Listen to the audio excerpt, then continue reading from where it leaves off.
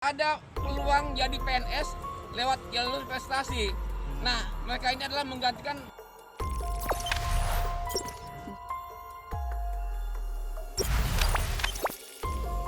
Anak Nia Daniati dilaporkan, Olivia diduga tipu 200 orang, janji loloskan CPNS, tarif ratusan juta.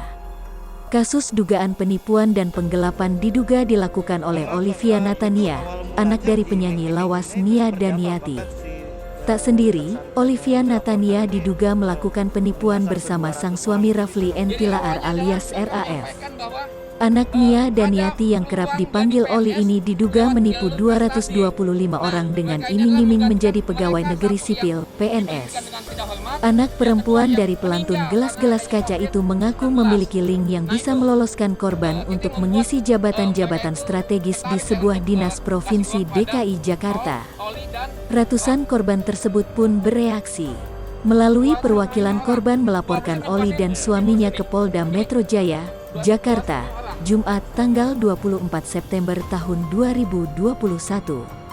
Kuasa hukum korban, Odi Hodianto mengatakan korban berjumlah 225 orang ditipu Oli dan suaminya sejak 2019 hingga 2020.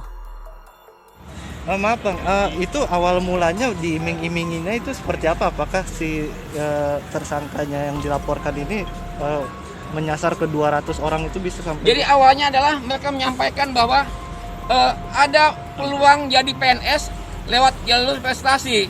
Nah, mereka ini adalah menggantikan mereka satu yang diberhentikan dengan tidak hormat, yang kedua yang meninggal karena adanya COVID-19.